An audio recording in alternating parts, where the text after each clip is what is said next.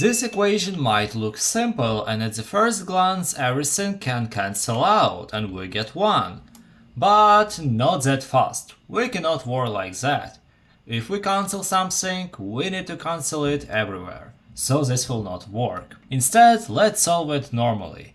First we'll start with numerator, then denominator, and then we'll try to solve the fraction. So let's start with our fraction line. In the numerator we have 8 divided by 64. As you know, 64 is divisible by 8 and we get 8, but now we have some kind of a fraction. We have 8 divided by 64.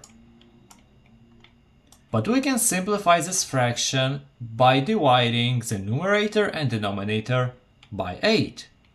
So here we get 1 and here we get 8. So now let's write it back in the numerator, now a little bit more simplified. And at the bottom we have 64 divided by 8, and this gives 8. Wait, if you like the explanation so far, please consider subscribing. Thank you! We still cannot simplify the fraction because we treat 1 divided by 8 like a number, so we cannot just cancel this 8, and leave this 1 here. So what we do instead, we'll write it in a different form. We have 1 divided by 8 as a fraction, like here, divided by 8. And now, if we have a division of two fractions, like here, we can divide by 1 and we get a fraction here too. So don't worry.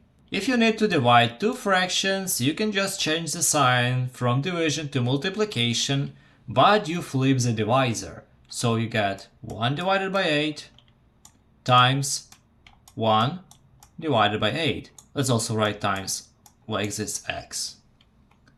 So in the end, we just multiply numerators and denominators and we get 1 over 64. And that is the final answer. If you feel like you didn't understand everything properly, watch this video and solve the problem there. It's similar and this will test your skills. Have a nice day!